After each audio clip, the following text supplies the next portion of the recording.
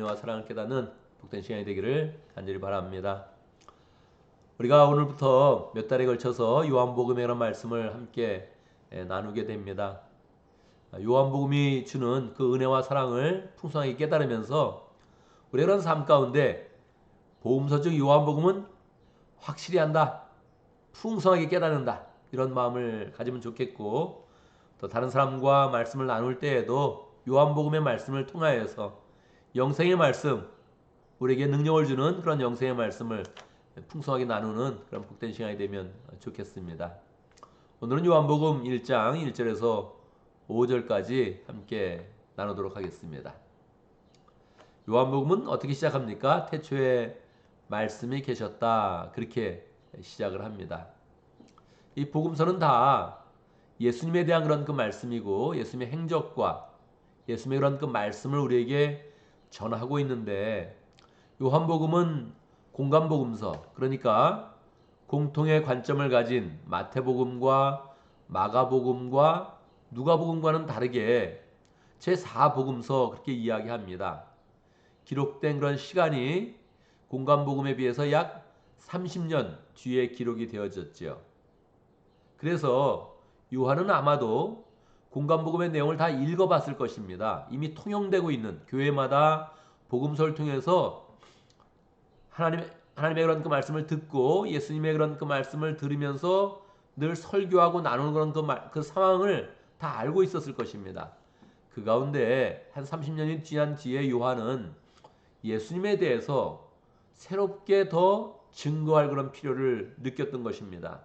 왜냐하면 공간복음이 갖지 못한, 이 균형을 맞추지 못한 그런 말씀들이 있었고, 본인이 예수님에 대해서 가장 사랑받는 그런 제자로서 꼭 이 시대, 다음 세대에게 예수님에 대해서 전하고 싶은 그런 그 말씀이 있었던 것입니다.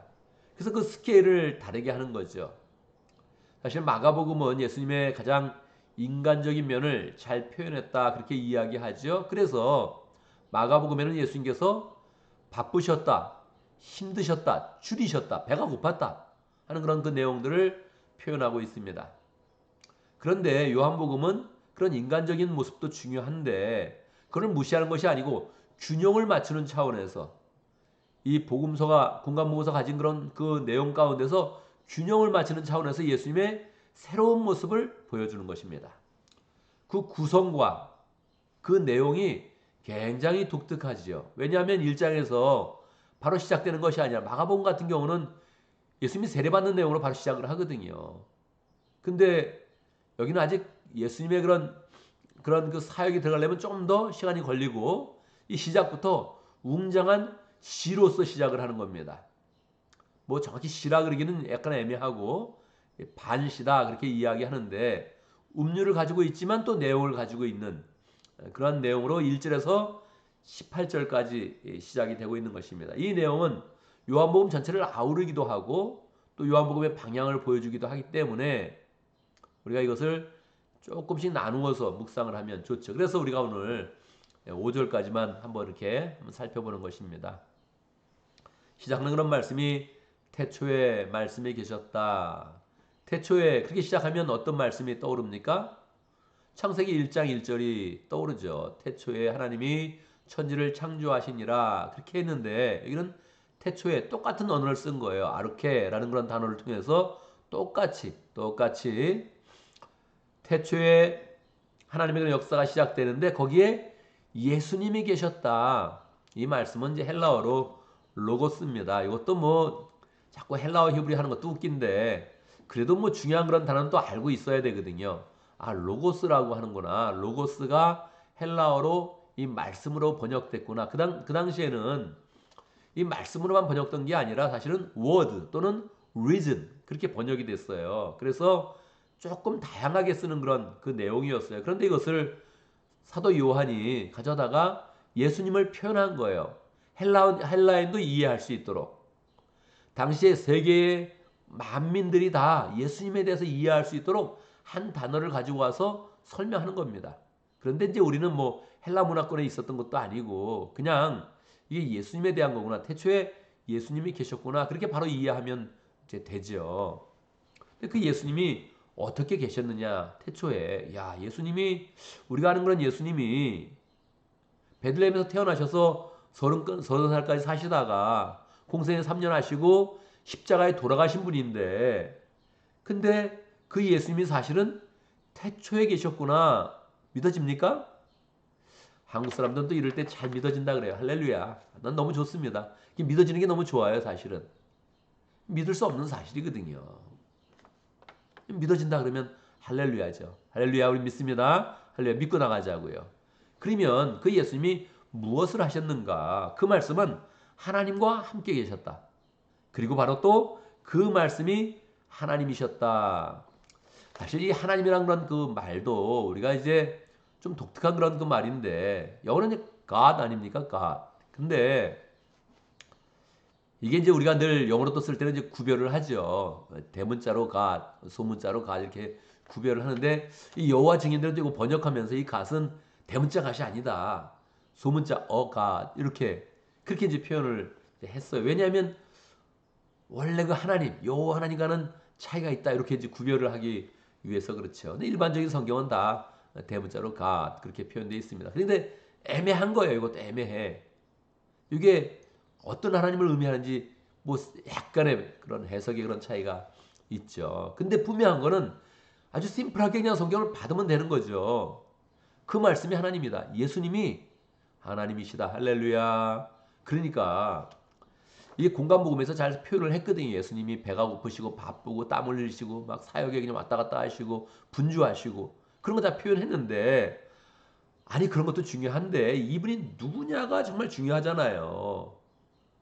그 스케일을 크게 만들어서 이분은 태초에 계셨다 원래. 이분은 사실은 하나님이시고 그래야 성육신이 되는 거 아닙니까? 우리의 믿음에 성육신이 너무 중요한 거예요. 하나님이 이 땅 가운데 오셨다. 하나님이 인간의 모습으로 오셨다. 이게 너무 중요한 거거든요. 그러니까 그분이 누군지를 더 명확하게 알려주는 거죠. 그분은 하나님이셨다. 그래서 2절에서 그분이 하나님과 함께 계셨고 3절에서 중요한 그런 이야기를 해주는 거예요. 모든 것이 그로 말미암아 창조되었으니 그가 없이는 창조된 것이 하나도 없다. 여러분 예수님이 누굽니까? 예수님은 분명히 그냥 청년이에요. 30살이니까 30살이니까 지원 목자보다 어렸을 때 사역을 시작한 거란 말이에요. 그러니까 여기 같이 있었으면 우리가 반말하는 거예요. 저도 30살 보면 너무 어려 보이고 애기 같아요. 자꾸 나이가 먹어가니까 이제 30대 그러면 완전히 어른인데 어른처럼 안 보여요. 어려 보인단 말이에요. 예수님이 옆에 있었다면 어이 청년 그럴 가능성이 높단 말이에요. 그렇지 않겠어요? 그런데 그분이 누구냐면 원래 그분은 하나님이셨고 천지를 그분이 창조했다는 거예요. 천지를 누가 창조했습니까? 창세기 보면 태초에 하나님이 천지를 창조하려는데 말씀으로 창조했다. 이렇게 된 거 아니에요. 그런데 요한이 이걸 설명해 주는 거예요. 창세기와 딱 이어서 하나님이 창조하셨는데 그 하나님이 누구냐면 예수님이시다.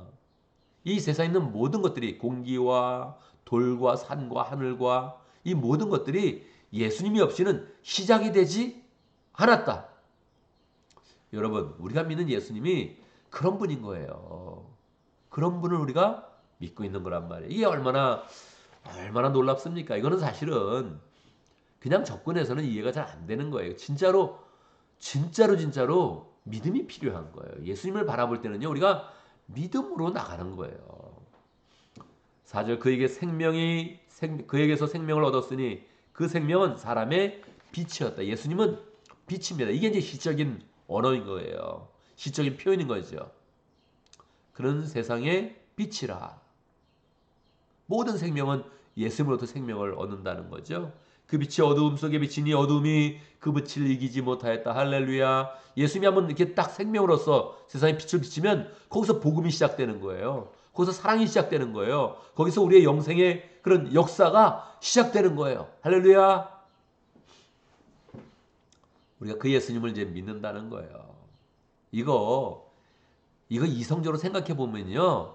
받아들이기 어려운 거예요. 이걸 믿는다는 거는 굉장한 거예요. 분명히 베들레헴에서 태어나서 갈릴리에서 자라서 거기서 활동했던 한 청년이 사실은 하나님이셨다. 그리고 그분이 사역을 하셔서 결국 그 사역 가운데 우리의 고난과 우리의 죄악을 짊어지시고 죽으셨다. 그런데 그분은 하나님이기 때문에 그냥 사망 가운데 갇혀 있을 수가 없는 거예요. 그래서 그분이 자연스럽게 부활하시고 이 부활하실 때 우리를 감싸고 있는 그 죽음의 세력, 사망의 세력을 깨트리시고 그리고 우리에게 영생의 길을 열어서 우리를 하늘나라로 인도하신단 말이에요. 요한복음이 없었으면 이런 예수님의 실체를 어떻게 알겠어요?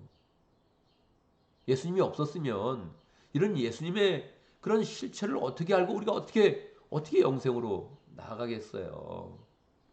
그분도 원래 사람이야. 그분도 뭐 배고프고 그분도 뭐 요한은 같이 화장실도 가지 않았겠어요? 옛날 화장실도 별로 없었는데 길가에서 그냥 길 가다가 예수님과 같이 그렇게 하지 않겠어요?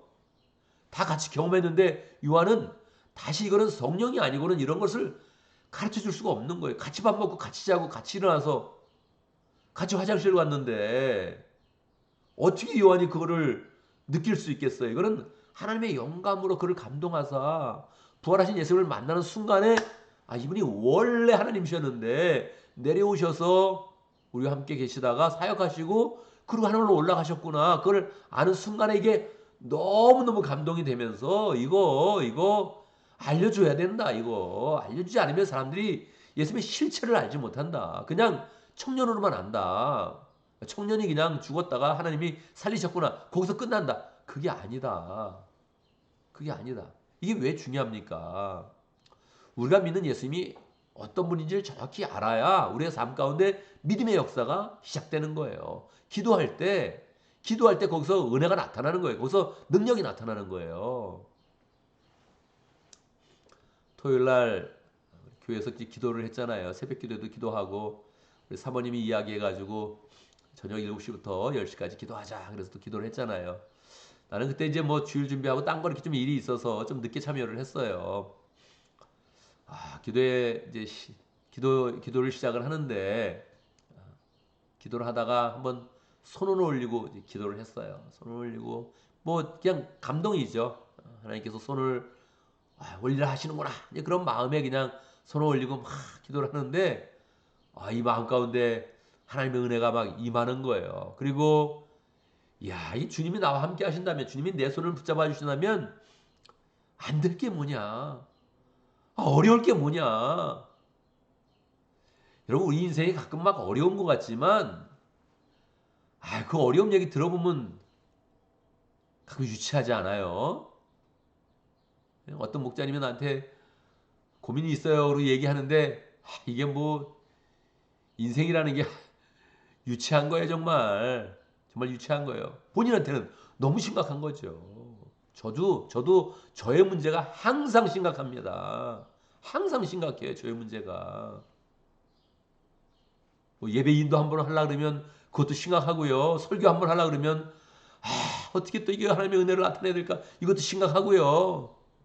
성경 공부 한번 해도 이걸 또 잘 전하고 또 영접도 시키고 이게 뭐 심각합니다. 다 심각해. 자기가 맡으면 심각해요. 근데 그냥 옆에서 들어보면 다 유치하죠. 뭐 인생이 뭐가 있어요. 그렇지만 다 우리가 자기가 맡고 있는 그런 이 인생의 문제가 다 너무 크잖아요.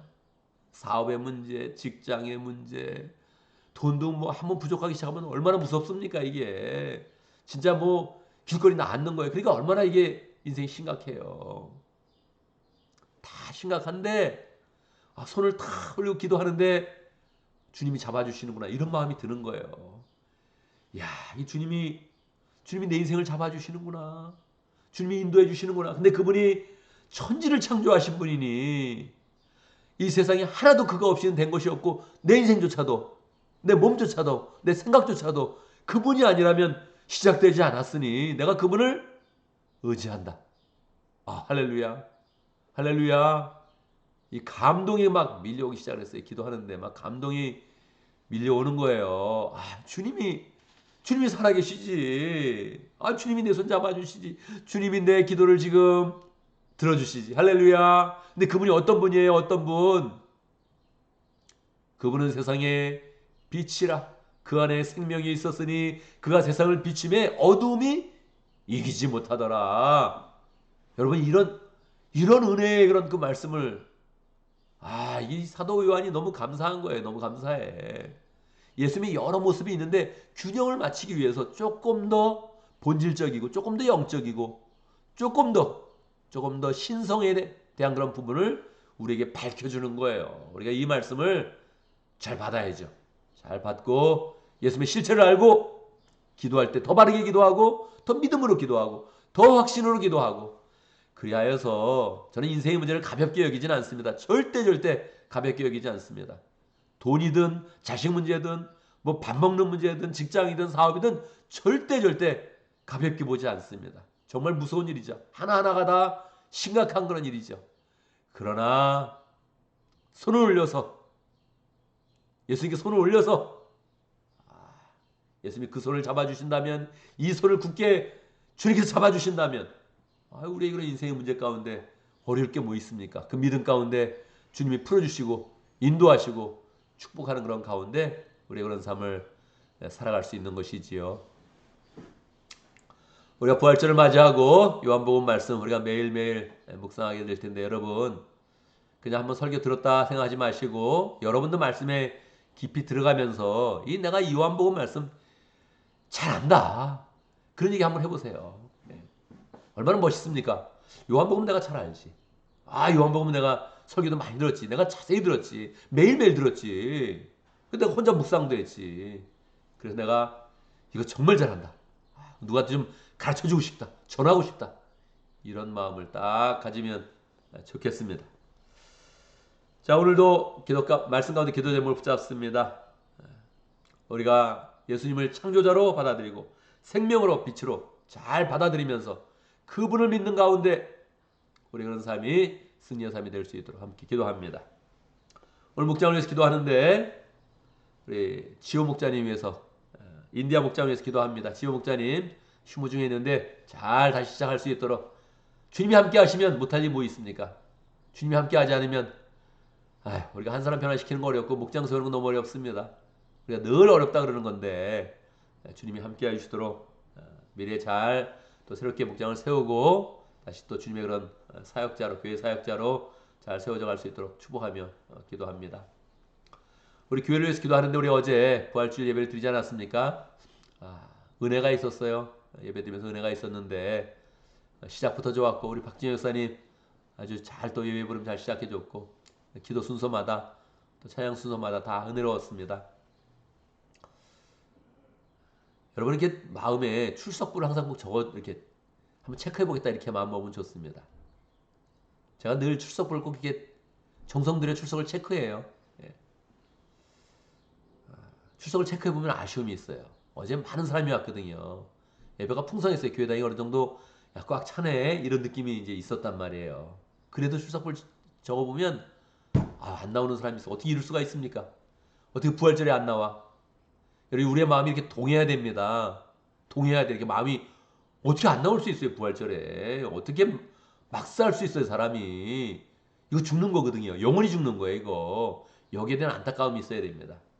사람을 권면할 때 새로운 마음이 있어야 돼요.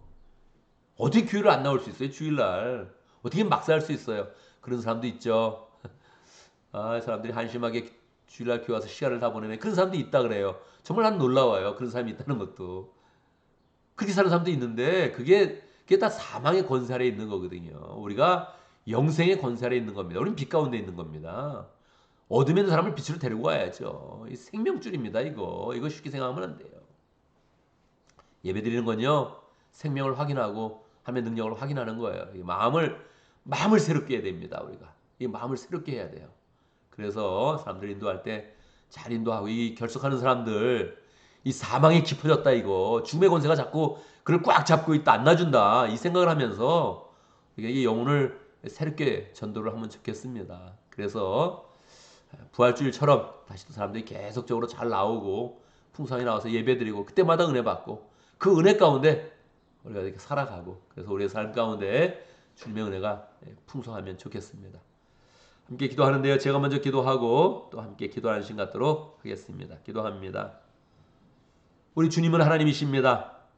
말씀대로 우리가 그것을 잘 믿게 하시고 우리 주님이 없이는 이 세상에 있는 어떤 것이라도 있을 수가 없습니다. 존재할 수가 없습니다.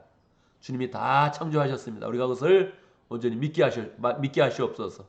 주님은 세상의 생명이며 빛이십니다. 그 생명을 받게 하시고 빛 가운데 거하게 하시고 주님과 동행하게 하시고 늘 빛 가운데서 승리하는 복된 삶 될 수 있도록 역사하여 주옵소서. 하나님 아버지, 우리가 매달 동안 요한복음 말씀 묵상할 때 큰 은혜의 말씀을 우리가 매일매일 묵상하게 하시고 믿음도 새로워지고 주님에 대해 새로워지고 인생을 새롭게 사는 복된 시간 될 수 있도록 역사하여 주시옵소서. 하나님, 우리 박지호 목자님 축복해 주시고 목자라는 이름에 걸맞게 목자의 삶을 살게 하시고 새롭게 되게 하시고 하나님, 인생이 변화되도록 역사하여 주옵소서. 주님의 빛으로 비춰주시고 새롭게 하여 주옵소서. 하나님, 부활주를 맞이해서 우리가 어제 참 은혜롭게 예배드릴 수 있도록 인도하신 감사합니다. 주님의 은혜입니다. 주님의 인도하심입니다. 주님께서 함께 하셔서 주님의 임재가 있는 그런 예배를 드렸습니다. 감사합니다. 주여, 우리가 매주일 그렇게 예배드리게 하시고 참석한 모든 사람들 예배 참석할 때마다 주님을 만나게 하시고 주의 음성을 듣게 하시고 주님을 통해서 새로운 방 가질 수 있도록 역사하여 주옵소서. 하나님, 예배 드리는 것 우리의 생명줄인데 이 생명줄을 끊고 그리고 교만한 마음으로 사는 사람들이 많이 있습니다. 얼마나 불쌍한지. 하나님 긍휼히 여겨주시고 하나님 역사해 주시고 정말 생명줄로 공급이 되어서 주님의 생명을 붙잡게 하시고 영생으로 살게 하시고 주님 비치는 빛 가운데 살게 하시고 생명의 양식을 얻게 하여 주시고 주님과 동행하는 복된 삶을 살 수 있도록 하나님 역사하여 주시옵소서. 우리 교인들인데 우리 믿음의 가족인데 교회를 잘 나오지 못하는 사람들을 불쌍히 해주시고 하나님, 우리가 생명의 손을 더 뻗어서 잘 인도하게 하시고 우리 예배 드리면서 더 부흥의 은혜와 능력 가운데 승리할 수 있도록 역사하여 주옵소서. 하나님, 올해를 맞이했습니다. 부활주를 잘 보내고 주일을 보내도 우리가 그런 삶 가운데 치열하게 살아야 되는 부분들이 너무너무 많습니다. 하나님께서 함께하여 주시옵소서. 도와주시옵소서. 동행하여 주시옵소서. 주의 능력을 부어주시옵소서. 지혜를 부어주시옵소서. 하나님, 실수하지 않게 하시고 허탄하게 세상을 살지 않게 하시고 하나님, 기쁨과 은혜 가운데 온전히 서게 하시고 주의 능력으로 온전히 설 수 있도록 축복하여 주옵소서. 직장을 잘 감당하게 하시고 가정마다 평강하게 하시고 하나님, 사소한 것 때문에 우리의 마음이 상하지 않도록 역사하여 주시고 늘 주님께 의지하여서 주님이 이끄시는 대로 승리하는 복된 삶 될 수 있도록 역사하여 주옵소서. 예수님의 이름으로 기도드리옵나이다. 아멘.